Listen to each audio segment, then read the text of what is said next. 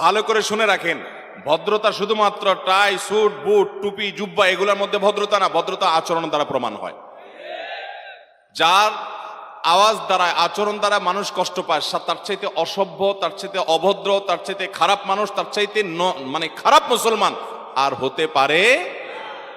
ভাইরা আমার, আপনি একটা ফ্ল্যাটে থাকেন, আপনার ফ্ল্যাটের সামনের ফ্ল্যাটের একই ফ্লোরে সামনের ফ্ল্যাটে বসবাস করেন কোনো ফ্যামিলি, কিন্তু আপনি ময়লা আবর্জনা বাসার মধ্যে রাখতে পারছেন না। ধরেন চিংড়ি মাছ কুটছে আপনার ওয়াইফ, বা এমন কোনো মাছ কুটছে যেটা গন্ধ অনেক বেশি, আগের দিন বিকালে মাছ আনছেন, সে মাছ কুটে ময়লার ইয়েতে ফেলছেন, ওইটা উন্মুক্ত হওয়ার কারণে বাসায় বসবাসের উপযোগী না, বা একদিন ময়লারা আসে না, ময়লা নেয় নাই, বা আপনি ময়লা দিতে মিস করছেন, গন্ধ হয়ে গেছে।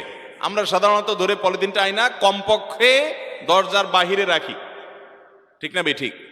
এখন দরজার বাইরে যে আপনি রাখলেন, যতগুলো মানুষ এই সিঁড়ি দিয়ে যাবে, যতগুলো মানুষ এই সিঁড়ি দিয়ে যাবে, সবাই যেতে যেতে নাকে হাত দেওয়া লাগবে, লাগবে কি লাগবে না? আপনার সামনের ফ্ল্যাটের যে বেচারারা আছে, এরা দরজা খুলেই তো লা হাওলা ওয়ালা কুওয়াতা ইল্লা বিল্লাহ পড়া লাগবে, ঠিক না ঠিক বলেন? আরেকটা বিষয় আছে, আপনার বট খাইতে মনে চাইছে, মাশাআল্লাহ বট খাওয়া হালাল, আপনার রুচি কুলালে আপনি খান, কিন্তু আপনি একটা গর্ত খুঁড়ে ময়লাগুলো সেখানে ফেলে দিয়ে বটগুলা নিয়ে ধুয়ে আপনি বাসায় নিয়ে মোচে তাও দিতে দিতে খাচ্ছেন, অথচ ওইটার কারণে পরিবেশ নষ্ট হচ্ছে, মানুষ কষ্ট পাচ্ছে, দুর্গন্ধ হচ্ছে।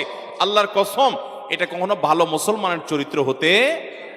কিন্তু এই ধরনের কাজগুলো করার সময় আমাদের বিবেক বেশিরভাগ সময় কাজ করে না। ভাইরা আমার, এই জন্য আসুন আজকের মাহফিল থেকে আমরা শপথ নেই, আমাদের দ্বারা কোনো মানুষকে আমরা কষ্ট দেব না, যেন কষ্ট না হয় সে উপরে দায়িত্বশীল থাকবো, চেষ্টা করবো তো ইনশাআল্লাহ। অমুসলিমদের মধ্যে যখন এই সমস্ত গুণগুলো দেখি আমার খুব কষ্ট লাগে।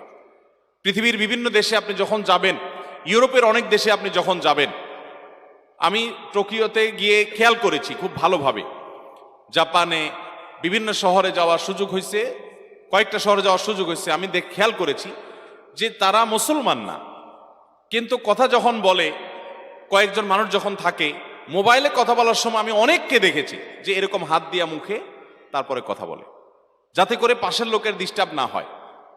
আর আমাদের অবস্থা হলো যে বিমানে যখন আমাদের ঢাকার দিকে আসি বা ঢাকা থেকে কোনো বিমান যায়, তো 4-5 বন্ধু বান্ধব মিলা বিমানটাকে রীতিমতো গ্রামের চা দোকান বানায় ফেলায়। এমন বকবক, এমন কথা, আশপাশে মানুষের কি কষ্ট হচ্ছে, কারোর ঘুমের ক্ষতি হচ্ছে, কোনো দেখা দেখি।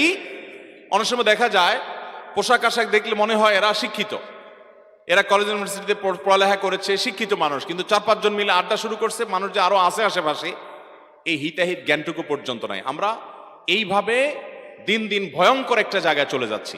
আমাদের এই শহরটাকে যদি বসবাসযোগ্য করতে হয়, তাহলে মানুষকে কষ্ট দেওয়ার এই অপরাধ থেকে বাঁচার জন্য আমাদেরকে শপথ নিতে হবে, চেষ্টা করবো তো ইনশাআল্লাহ। ভাইরা আমার,